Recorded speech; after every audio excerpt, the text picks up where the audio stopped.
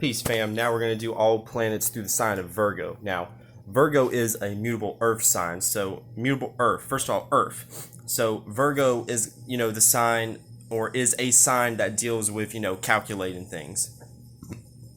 Making sure things are structured on paper, whether everything is, in certain length and certain spaces apart and everything like that, to where you can actually read on print to yourself what's actually going on. When we talk about mutable earth, we're talking about adaptability and everything, and we're talking about streams moving into different variations and everything. It's not just like a center point, or it's not just initiating. It's it could be anything. It's a chameleon of the element.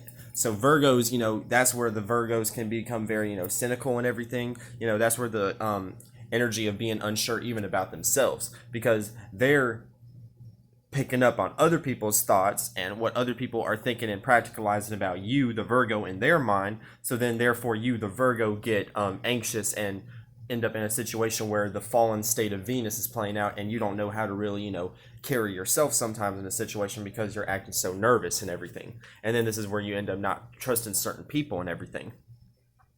And then Mercury is very prevalent in the sign of Virgo too. So Virgos are very smart. Virgos are very calculating to themselves, so they like to sit back, think to themselves, and think about the things that other people have said to them, practical advice that other people have given to them, and then they like to soak that in and then use that to build their self-esteem and everything. You know what I'm saying? And then build their dreams. You know what I'm saying? And then they listen to other people's advice so they can build their dreams and their fantasies and everything like that. Bringing that state of Mercury into the into the detrimented state of Neptune and Jupiter, balancing those energies together to where you can logically think about your situation and the advice that other people have given to you, and then use that to expand your imagination in a practical way to where it could be shown to the world, and then people can understand where you're coming from with this and everything. And now when we get to and then also Mercury is also exalted. And the earth that we stand on also is exalted in the sign of Virgo. So Virgos could possibly be very materialistic in a lot of different ways too, because sometimes they may, try to, nourish that fallen side of Venus by, using excess things of materials, not always just clothes or chains or just, fashion or anything like that, but like even living conditions, material levels on a living condition level and everything like that. So it could play out like that too. Now, when we get to all the planets through the sign of Virgo, when we talk about the sun, this is what you're known for in your circle. These are the things that people associate with you and everything, because this is what you always show as far as actions that you take, and that people from a distance or up close can see these actions that you take. And then people, when they mention you to other people, for the most part, they may be like, oh yeah, well, he or she is very cynical. He or she is very, calculating, or he or she is very analytical about certain details and can analyze the shit about certain shit and everything like that. And then this is your vitality and your creativity, so you are very creative when it comes to the things you're researching about and everything like that. And the way and every Virgo goes about it in a different way and everything, especially based upon their moon sign and wherever their moon is. But I'm saying they may be seen in the broad scale of things from people, viewing them from, because the sun is the center of attention. So you being the center of attention, the things that people may see from you is nervousness or self-doubt from even yourself.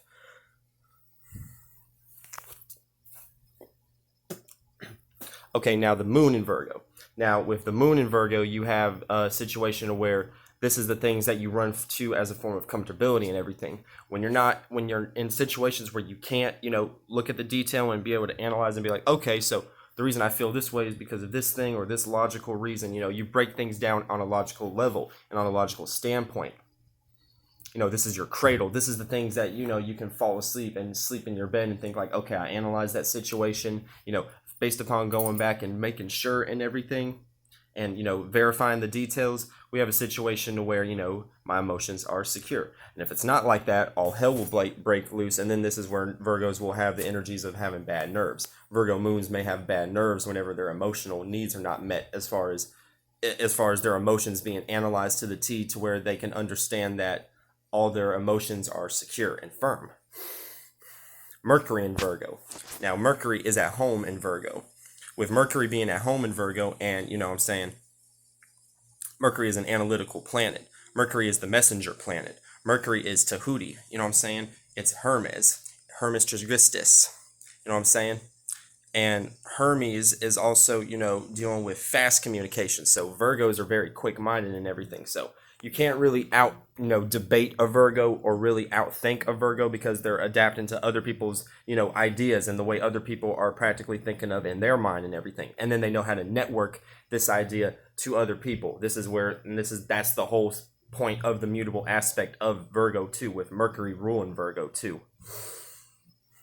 Now, when you have Venus in Virgo, with Venus in Virgo, like I said, Venus falls here. So Venus being in Virgo, this is going to play out attributes of you not really appreciating so much of yourself, because it's hard for you to appreciate yourself, because there's a magnifying glass on every detail of your face, facial features, aesthetics of yourself, aesthetics that you see. Like, it could be a beautiful house and everything, but just a few little dents in this area and everything like that, a few little like specks off, little like double indentions or some shit like that. You know what I'm saying? Like little shit and everything that other people will be like, well, that's petty to be mad over. But a Virgo will analyze the fuck out of that shit, especially with Venus in Virgo, because Venus is dealing with the aesthetics and the beauty and the architecture of certain things. So when it's fallen, you know what I'm saying, it has a hard time maybe appreciating certain things more so than other people who may have Venus in Libra or Pisces or Taurus or something like that, or even Cancer or Leo. And now when we get into Mars in Virgo, this is going to be a situation where, you know what I'm saying, you're very passionate about pointing certain things out that other people aren't seeing and everything. You know what I mean? This is like a natural sextile, because Mars is ruled by Scorpio, and Scorpio sextiles the sign of Virgo. So this energy alignment right here by nature creates opportunities to where you can see the details faster than other people and everything. And you can catch things ahead of time more than other people and everything. You kind of have that detective Sherlock Holmes energy and everything like that. You know how to pinpoint certain details, and you know how to also be, emotionally detached and everything, and still be smart and analytical, and still be able to adapt to the way other people are being practical. So you could even lean towards, other people who've been through situations but were able to practically go about it. And then you have the passion to be able to do that with your own self and everything. Now, when we get to Jupiter in Virgo, now Jupiter is away in Virgo. So, you know what I'm saying? Jupiter is, kind of like it's mowing the grass and everything. It's painting the house. It's working at the cash register, on the floor. You know what I'm saying? It can't do what it does. It can daydream though and everything, so it can kind of like wander off and then still work at the same time. But at the same time, people who have Jupiter in Virgo may expand details to a T and everything. So like one little like indentation on your face, you could magnify that shit, and then you could put a whole meaning and reasoning of why that shit is even there and everything like that. Like people with Jupiter and Virgo could probably break down the meaning and reasoning behind this birthmark on my hand. Why it's at this particular angle, why it's closer to the edge, why it's more so underneath my pinky and everything like that. All these little different features. A Jupiter and Virgo person would be able to break that down. And the way they learn is, adapting themselves into other, situations that they deem as being practical and useful to them in everyday life. Now, with Saturn in Virgo, this is, people who have Saturn Virgo, this is what makes sense to them. This is what is more practical to them, is adapted to other people's ways of being practical and everything like that. You know what I'm saying? It's kind of like the thing that makes sense and the reasonable thing and the, more structured, obliged way to do, that might not even be the right word, but the more conservative way to do it is more so in the way of, listening to other people's advice and everything on a very practical level. Not so much like Jupiterian, Sagittarian advice where it's dealing with feelings and everything, but actual concrete facts and actual concrete details that you can adapt to in the everyday life and everything. And then you could create a business based upon, you pulling from others' resources and everything and doing research and everything, and you could create infrastructure based upon that too. Saturn in Virgo creates a natural trine, because Capricorn trines the sign of Virgo, and Capricorn is ruled by the planet Saturn. Getting into Uranus. Now this is more so Uranus, Neptune, and Pluto. These are generational energies.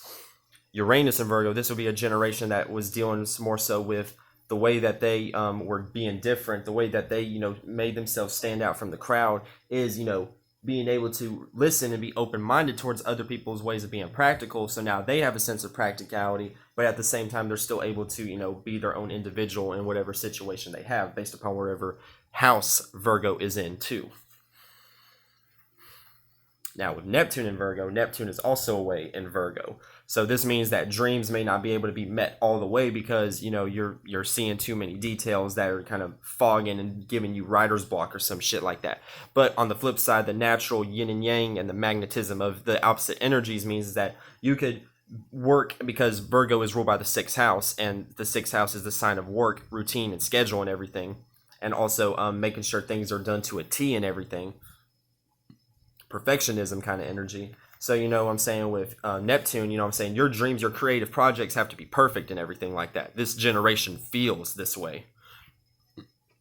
Now with Pluto in Virgo, these are people who are heavily into studying the details and analyzing, deep, dark situations to a T. These could be like heavy detective energies. This whole generation of people could be people who are heavy instigators in some really dark, murky shit and everything like that. That could possibly transform your ass and everything like that, whether it's getting killed, whether it's having a baby and everything like that, whether it's, some even positive too at the same time, because Pluto can be a very positive force of energy too. At the same time, it's just people misunderstand this energy and they don't know how to really use Pluto, because Pluto is a very detached energy. It's so far away, it understands all the signs basically, almost all the signs and everything. And then finally with the ascendant in Virgo, these are people who are the things that they're personally into is details and being more open-minded to other people's ways of coming to conclusions about a particular situation.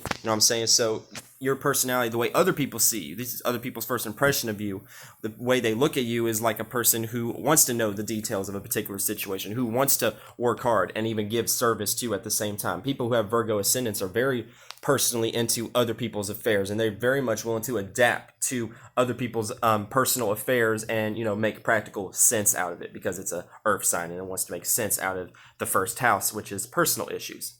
I love you, soul group, and we're going to get to Libra in just a second. Peace.